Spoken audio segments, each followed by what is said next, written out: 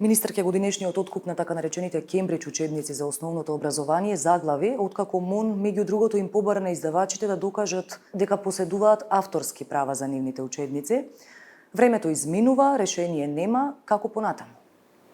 Оваа година мислам дека многу транспарентно се обидовме да ги собереме сите потребни податоци на кој начин од 2014 па до денес се откупувале учебниците и каков квалитет на учебници имаме.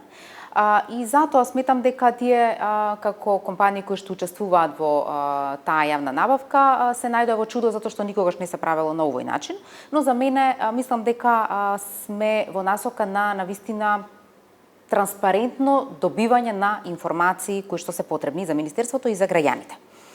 Затоа што тие не сакаат да ги дадат податоците кои што ги баравме, формиравме комисија кое што министерот има право да ја формира за да се добијат сите потребни податоци.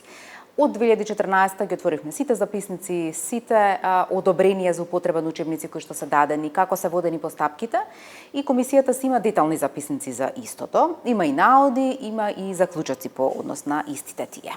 Што заклучи комисијата до сега? Комисијата која што работеше неколку денови имаше можност да утврди три работи.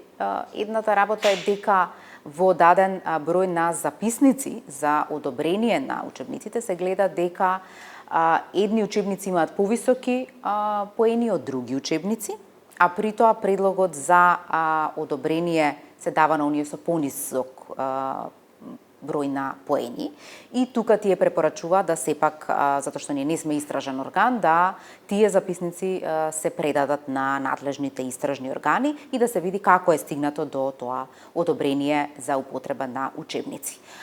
Додека втората препорака е да се оди со ново законско решение или да се допрецизира постојното законско решение каде што ќе се утврди кој е квалитетот, повеќе аргументи за квалитетот на учебници кои што се користат да бидат ставени во законот, кои што задолжително ќе им се бараат на оние кои што ги продаваат или од оние од кои што ги откупуваме учебниците. Рековте дека заклучоците ќе ги доставите и до обвинителството. Да. Кога ќе ги доставите, кому и практично значи ли ова дека ќе се ревидира целиот процес на носење на Кембридж учебниците? Ние не сме истражен орган, она кое што ние сега го правиме, ја повторуваме постапката заради тоа што па членот 14а, кој што е дополнет во законот, вели дека може учебниците по ревизиона комисија која што во Министерството, да кажеме, се создава, да оној кој што е понудувач на книгата мора да ги испечати во формата која што комисијата ги предлага или затоа што по барање на наставниците е направена ревизија на дел од учебниците, поради тоа што бил спорен квалитетот на одредени содржини внатре. По таа утврдена постапка, комисијата бара од оној кој што е издавач да ги испринта во формата во која што таа ги одобрува. И сега сме во таа фаза, во втор откуп на учебниците кои што имаат продолжување за употреба согласно членот 14а од Законот за учебници и наставни материјали. Тоа е од аспект бидејќи повеќе овие учебници практично немаат ендорсмент од Меѓународниот центар за испити на Кембридж после 2018-та, после тие измени. Измените се до 30%, да, но и самиот Кембридж кажува доколку одредени измени се прават, дека тие не можат да кажат дека тој истиот ендорсмент важи, но па другиот член од законот вели да, ние како комисија утврдуваме дека има недостатоци во содржините, дека треба да се изменат на овој начин и бараме да издавачот ги испринта во оваа форма, но е значено дека сепак тие кога обезбедувале одобренија, ендорсменти и така натаму, некои фирми уште во 2014 зборуваме 2015, некои фирми имале ендорсменти приложено во постапката, некои немале, сепак и тие што немале се селектирани, но тоа не е работа на министер за образование и наука, напротив, ние сме формирале комисија, сме ги утврдиле овие факти и сега понатаму за тие постапки за првичните одобрувања се ќе доставиме информации до надлежните органи за истото. Од Кембридж се изјаснија и дека практично после 2018 немаат нивни ендорсмент. Што значи ова за Министерството? Дали ова понатака ќе влијае во откупот од аспект на тоа дали може да ги засегне ексклузивните права на издавачите, што веќе тие немаат ендорсмент? Одобрението за употреба на учебникот го дава ексклузивитетот на компанијата или на издавачот. Во 2014, затоа велам, тие постапки се воделе на начин на кој што се воделе и затоа истражните органи треба да ги погледнат овие постапки.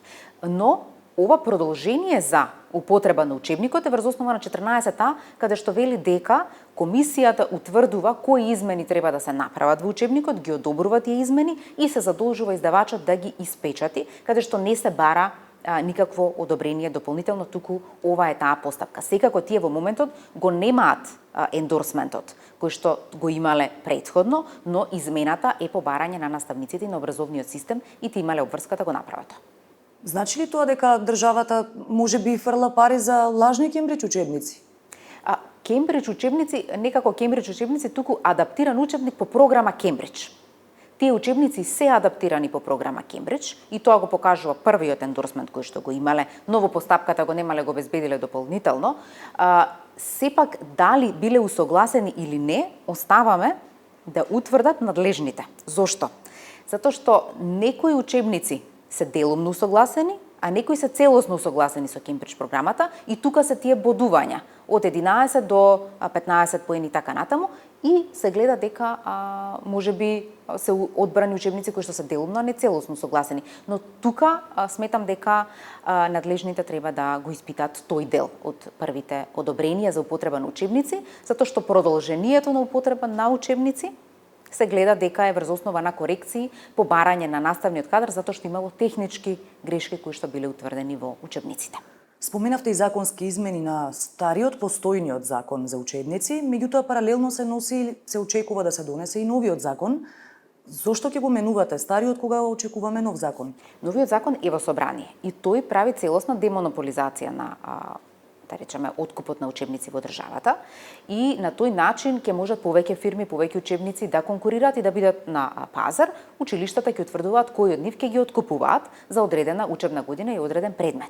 Но се смета дека и постојното законско решение треба да има дополнително до дефинирање на одредени членови од законот, каде што ќе биде појасно кој квалитет на учебници го купуваме и го бараме, за да тоа биде законска обврска и за издавачите да го обезбедат. Но ако ме прашате зошто новото законско решение не го реудува ова, затоа што новото законско решение се однесува на новите наставни програми. Новите наставни програми одат со нови учебници по новото законско решение. Додека старите наставни програми треба да завршат или да излезат во употреба во период од 5 до 6 години врз основа на старото законско решение, затоа што ние ги користиме Кембридж програмите кои што се сега во процес и не се менуваат, туку се носат цели нови наставни програми. За прво, четврто наредна година, за второ, пето, шесто оделение, па трето, седмо, осмо и така натаму, се додека за 5 години немаме целосно нови наставни програми по новата концепција за основно образование и со тоа излегува од употреба и употребата на овие адаптирани по Кембридж учебници. Што ќе менувате во постојниот закон? Дали можеби ќе вметнувате обврска дека учебниците треба да обезбедат одобрение од Кембридж? Тука се уште се прават анализи во која насока ќе се однесува новото законско решение, затоа што постојното по 14А утврдува дека овие учебници се адаптирани врз основа на комисија која што е утврдена во Министерството. И таа потврдува дека од една страна се адаптирани по програмата, од друга страна вели побарање на наставниците одредените нелогични содржини внатре се тргнати или се дополнети со постојни и сметам дека понатаму до прецизирање може да се прави во повиците. И ќе видиме правниот сектор од Министерството во која насока ќе предложи да се движиме во наредниот период. Како ќе продолжи овогодинешниот повик? Што ќе се купува? Ќе имаме ли учебници годинава и дали останувате на ставот дека ќе им ги барате авторските права на издавачите? Ќе најдете ли компромис? Ние ќе почнеме втор процес на преговарање и јас сум сигурна дека ние ќе стигнеме до одредени заеднички решенија, утврдувајќи ги сите овие факти и аргументи на маса кои што комисијата ги добила како информација. И во интерес на учениците, учебници ќе има и учебници има во системот. Ние дополнуваме дидактика и одреден процент на учебници, но значајно е дека сите овие работи сега се на виделина и е значајно и самите издавачи да ги знаат и да ги имаат, од друга страна и Министерството конечно да има дали информација дали има или нема ендорсмент и да ги има ендорсментите во своите архиви, кој што не беше случај до денеска.